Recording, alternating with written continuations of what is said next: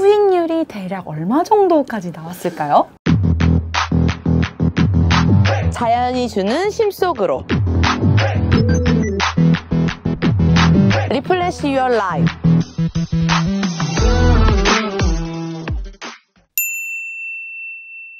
Refresh your life. 자연이 주는 쉼 속으로. 안녕하세요, 판다카라반의 이현입니다. 네, 오늘 이 시간은 우리 판다카라반에서 운영하고 있는 송도 국제 캠핑장에서 인사를 드립니다. 제가 이곳을 방문한 이유는 뭘까요? 요즘 캠핑장 창업 그리고 운영 많이들 궁금해 하시더라고요. 바로 그 부분의 전문가라고 할 수 있는 우리 판다카라반의 대표님을 모시고 오늘의 이 영상을 이어가 볼까 합니다. 자, 영상 보시기 전에 구독, 좋아요, 알림 설정 꼭 필수인 거 모두 알고 계시죠? 네, 안녕하세요, 대표님. 네, 안녕하세요, 예님.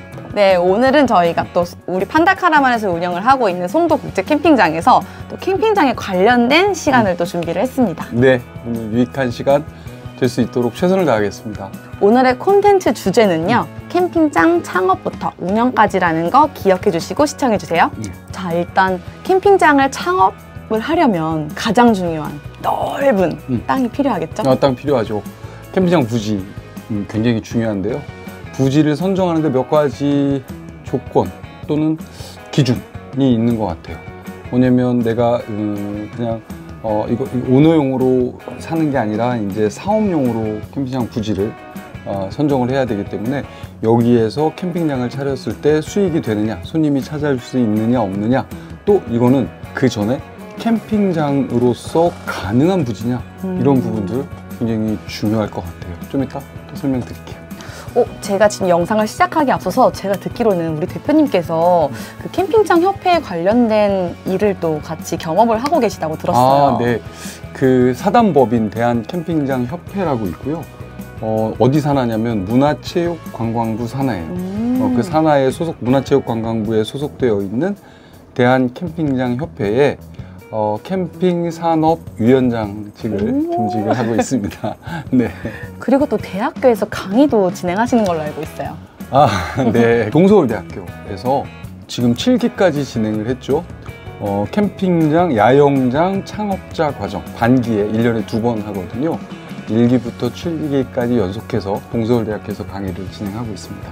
그만큼 반응이 좋으니까 1기부터 7기까지 쭉 이어오는 거 아닐까요? 네, 전부 TO는 뭐 바로 마감이 됐어요. 그만큼 야영장, 캠핑장 운영에 대한 호응도가 굉장히 높으신 것 같아요.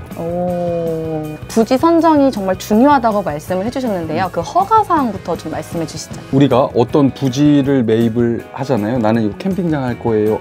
여기서 캠핑장은 우리는 캠핑장이라고 하는데 법적인 용어로는 야영장입니다. 우리가 이제 야영장을 내가 여기서 사업을 하고 싶어요. 그래서 부지를 선정을 해야 돼요. 그러면 그 부지가 그러니까 답이 논, 네. 전, 밭, 과수원, 임야, 어떤 부지든 상관없어요. 다만 이 부지가 야영장이 되면 뭐로 바뀌냐면요, 부지의 지목이라고 하죠. 지목이 유원지로 바뀝니다. 그러니까 우리 등기부등본을 떼어보면 원 이렇게 써 있는 거는 유원지입니다. 유라고 써 있는 건 유원지 아니에요? 유라고 써 있는 건 유수지예요.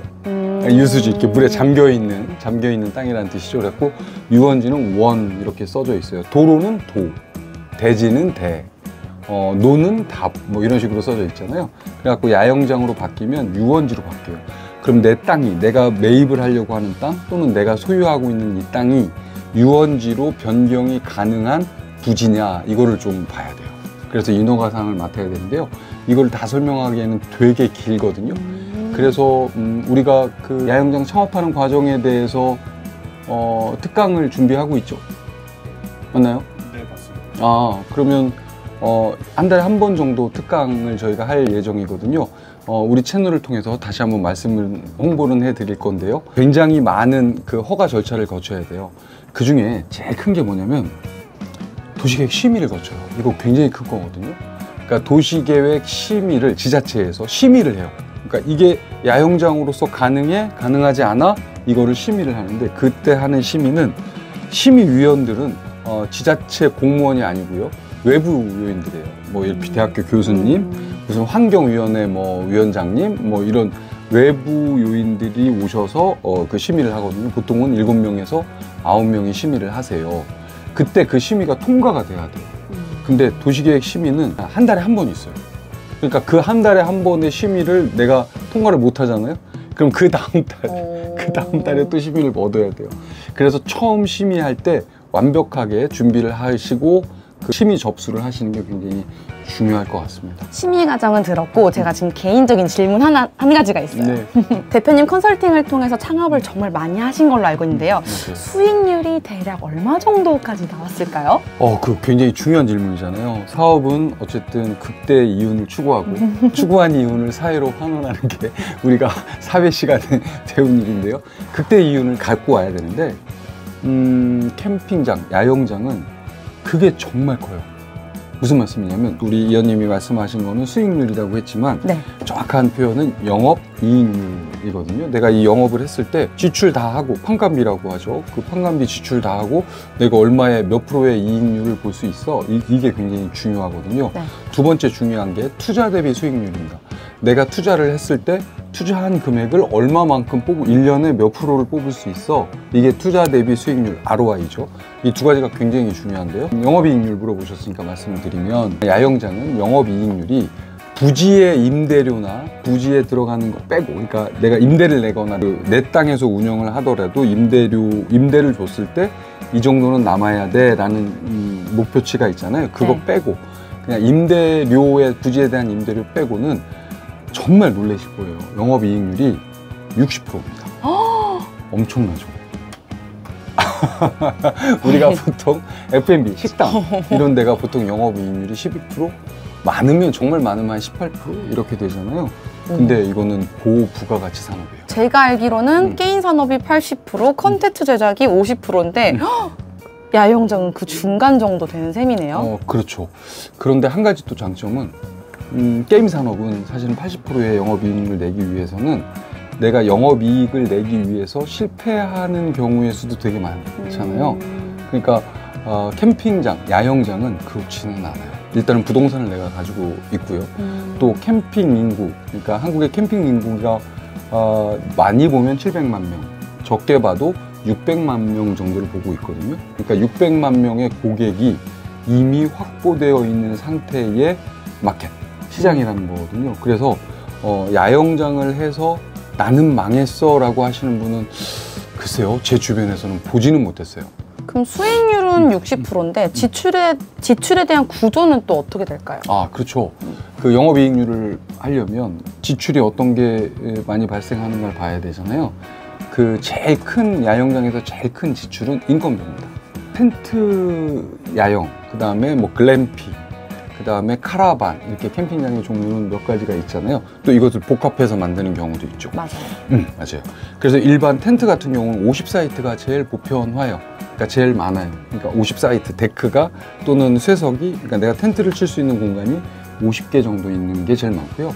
글램핑이나 카라반 경우는 15개에서 25대, 그 사이가 제일 많아요. 그러면 거기에 들어가는 인건비, 인력을 한번 말씀을 드려보면 캠핑장 50개 사이트면 정규직 같은 경우에는 1명 내지 2명 정도면 충분합니다. 그리고 나머지는 다 아르바이트, 필요할 경우에는 아르바이트로 하면 되는데요. 캠핑장이나 야영장의 특성상 주말에 손님이 많죠. 금, 토에 손님이 많거든요. 그래서 아르바이트로 대체하는 경우가 대부분이에요. 그러니까 50개 사이트는 정규직 1명 또는 2명의 인건비가 들어가죠. 만약에 2명일 경우에 대충 600만 원 정도라고 본다면 1년에 7천에서 8천만 원 정도, 그게 야영장을 운영하는 데 있어서 제일 많이 들어가는 거예요. 두 번째가 공과금, 전기요금, 수도요금. 네. 그리고 나머지는 큰 건 없어요. 뭐 운영비, 뭐 잡비라고 해서 보험료라든가 뭐 몇 가지 들어가는 것들이 있거든요. 보수비, 뭐 보수를 한다든가 그런 비용들이기 때문에 지출이 작아요. 영업이익이 높다는 거는 매출이 높아서 영업이익이 높은 경우도 있을 수 있고, 지출이 작기 때문에 영업이익률이 높은 경우도 있을 수 있거든요. 근데 매출이 높아서 영업이익률이 높은 거는 트렌드, 그때 시대의 유행에 따를 수가 있어요. 그 유행이 지면 내 매출이 뚝 떨어질 수 있어요. 그건 굉장히 위험한 사업이거든요. 캠핑은 한 150년 정도 됐죠. 얼마 전에 제가 스페인을 다녀왔는데요. 그 스페인은 지금도 캠핑 문화가 100년이 넘은 나라인데 지금도 캠핑장 뭐 굉장히 잘 되고 있어요. 성업 중에 있어요. 그리고 캠핑 문화가 우리도 굉장히 좋아졌거든요. 아주 성숙되어 있어요. 그러니까 캠핑장 가서 테니스도 치고요. 뭐 족구도 하고 뭐 수영도 하고 토요일 일요일을 만끽하면서 가더라고요. 아마 우리나라 문화 캠핑 문화 이제 20년 남짓 됐거든요. 앞으로도 뭐 캠핑 문화 자체는 굉장히 오래 갈 거라고 생각을 해요. 트렌드가 오래 가기 때문에 지출 구조를 정확하게 보시면 내가 이 사업의 사업 구조를 이룰 수가 있을 것 같아요. 그래서 지출은 인건비가 제일 크다는 거. 그렇기 때문에 야영 산업은 앞으로도 기대하셔도 괜찮을 것 같아요. 사실 야영장 운영에 앞서서 수익화할 수 있는 구조들도 뭐 매점도 있고요, 뭐 노래방도 있고 카페가 될 수도 있고 정말 다양하게 또 있을 수 있을 것 같아요. 다양할 수 있어요. 제일 큰 거는 뭐 숙박으로 인한 수익이죠. 뭐 텐트든 글램핑이든 카라반이든 내가 이제 그날 하루 자야 되니까 숙박 수익이 있고요. 부가적인 수익으로는 일반적으로는 불멍, 그다음에 바베큐 그릴. 이거 같은 경우는 보통 불멍 2만 원에서 2만 5천 원. 바베큐 그릴 같은 경우는 숯까지 포함해서 약 2만 원에서 3만 원 그 정도 되거든요. 그 부가적인 수익이 또 있을 수 있죠. 그 다음에 매점 운영. 이현님이 술 좋아하시잖아요. 네. 근데 내가 소주를 몇 병 드세요? 갑자기 말씀하시면 진로로 2병? 네. 2병을 드시면 캠핑장 놀러 가시잖아요. 4병, 5병 드세요. 바깥에서 먹으니까. 맞아요. 그렇고 긴 시간 동안 드시기도 하고 대화를 하면서 드시기도 하니까 그래서 나는 2병 먹으니까 3병 정도 사가야지 라고 해서 샀잖아요. 반드시 부족해요. 네. 그래서 매점에 가서 다시 술을 다시 구입을 하게 되죠. 그만큼 이제 매점에 있는 수익도 만만치 않아요. 그거를 몇 프로를 보냐면요. 숙박 수익의 15%에서 20%를 봅니다. 내가 숙박으로 인한 매출이 1년에 1억이다. 예를 들면 그러면 현장에서 발생하는 매출을 1,500만 원에서 2,000만 원 정도 보는 거예요. 그러니까 보통은 50사이트 정도를 운영을 하시잖아요. 그럼 연 매출이 약 3억 정도 발생을 해요. 그러니까 한 사이트에 600만 원 정도 발생한다고 보면 될 것 같아요. 이건 제가 최소로 잡은 거예요. 그러면 3억 정도 발생을 하면 거기에 그 현장 매출이라고 저희는 표현을 하거든요. 아까 매점, 뭐 그릴, 불멍, 추가 인원 뭐 이런 매출들을 현장 매출이 20%다라고 하면 6천만 원이에요. 3억 6천만 원 정도의 수익을 보는데 지출이 제일 큰 게 뭐라고 그랬죠? 인건비라고 그랬잖아요. 인건비가 그 정도면 3억 정도 매출을 하려면 정규직 2명. 내가 일을 해도 그건 내 인건비는 포함이 돼야 되잖아요. 그러니까 그건 인건비는 2명. 그러면 1년에 약 7천에서 8천만 원. 그러면 3억 6천만 원 중에 8천만 원이 인건비로 가는 거예요. 그리고 나머지 이제 말씀드렸던 보험료라든가 뭐 공과금이라든가 매점 같은 경우는 이제 구매를 해야 되잖아요. 뭐 그런 원자재비라든가 이런 것들이 좀 들어가는 거거든요. 그러니까 영업이익률이 60%가 나온다는 게 그게 과한 게 아니에요. 제가 이제 좋은 부지를 발견도 해서 이 부지를 정말 한 방에 제가 정말 현금이 너무 많아서 목돈으로 탁 주고 사면 너무너무 좋겠지만 그쵸. 사실 그 큰 목돈을 가지고 계신 분들이 이렇게 흔치는 않으시잖아요. 정부에서 지원하는 거 물어보시려고 하시네. 네, 정부 지원하죠. 그거를 관광진흥기금이라고 해요. 그렇게 해서 지원을 하는데 부지를 매입하는 매입자금까지도 지원을 합니다. 네, 굉장하죠. 총 그 땅 부지 매입 금액에 뭐 한도가 있을 것 같은데요. 퍼센티지로.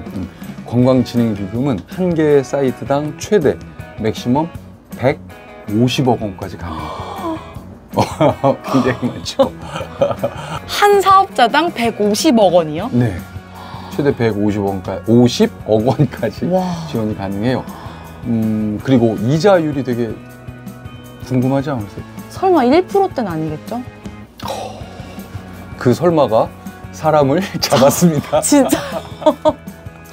관광진흥기금은 기준금리, 한국은행에서 발표한 기준금리의 마이너스 1.5%예요.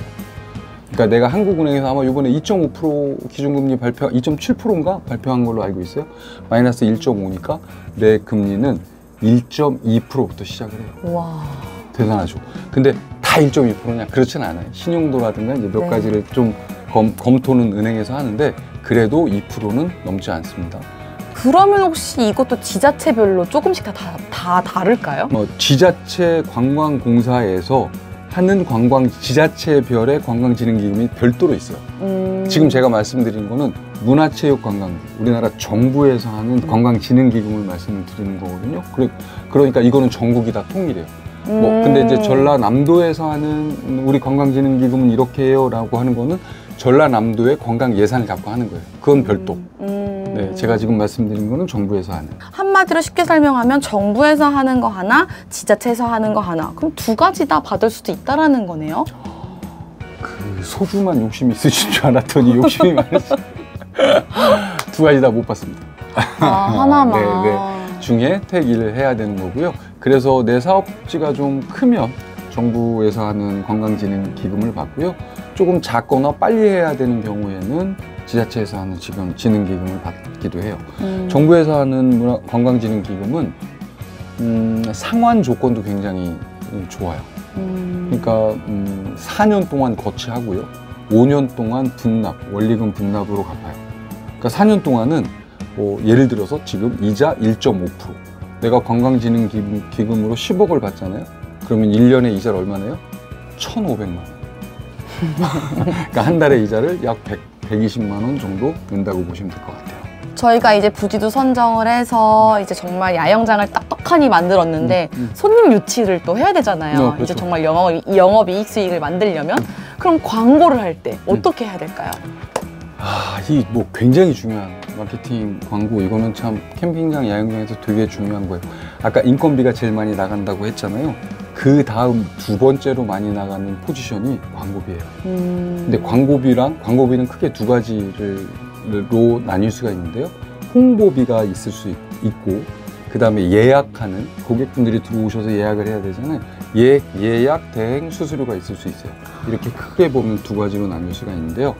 내가 광고를 어떻게 하느냐에 따라서 내 상품, 내 야영장이라는 상품이 고객한테 어떻게 어프로치 되느냐잖아요. 그거 되게 중요한 부분이잖아요. 청취하시는 우리 청취자분들께 꼭 말씀드리고 싶은 게 사진 촬영하는 비용은 아끼지 마세요. 네, 그거 조금 아끼면 캠핑장에서 한 150만 원, 더 아끼면 한 80만 원 이렇게 들거든요. 근데 그거 조금 더 쓰면 200만 원, 300만 원 그 정도 써요. 제가 좀 권장해드리고 싶은 거는 캠핑장을 찾는 고객들이 볼 수 있는 거는 그 사진 자료밖에 없어요. 맞아요. 조금 운영하다 보면 리플들이 쭉 나오잖아요. 그건 이제 운영 뒤에 얘기고, 처음 시작할 때는 이 캠핑장 좋네, 괜찮네 이렇게 느끼는 거는 바로 사진이에요. 거기에서는 돈을 아끼지 마세요. 그거 돈 아낀다고 굉장히 큰 금액이 아껴지는 거 아니거든요. 그거는 충분히 사진에서는 충분히 투자를 하셔도 되고요. 홈페이지를 제작해야 되냐 안 해야 되냐 이런 거 사이트별로 조금씩 다를 수가 있어요.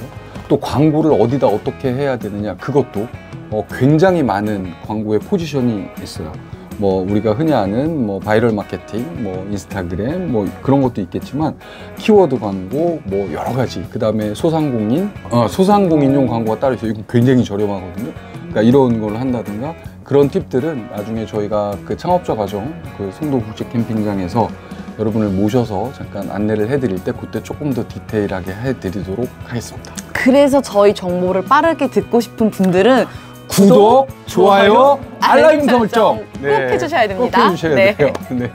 사실 오늘 이 영상도 맛보기지만 살짝 딥하게 들어간 것 같긴 한데요. 이 관련된 커리큘럼을 또 오픈하신다는 거 맞죠, 대표님? 네. 저희 홈페이지에도 오픈될 거고요. 저희 이 유튜브의 판다 카라반 채널에서 우리 이현님께서 오픈해 주실 겁니다. 굉장히 중요한 거는요. 부지 선정부터 나중에 관광사업 등록증을 발부받아서 내가 사업을 운영하는 노하우까지 비용을 줄일 수 있는 부분들이 굉장히 많아요.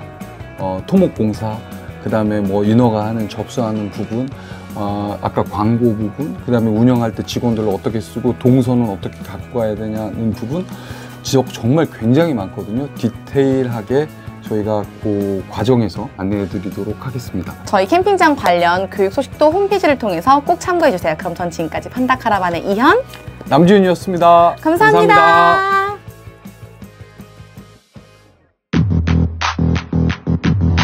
자연이 주는 심 속으로 Refresh your life.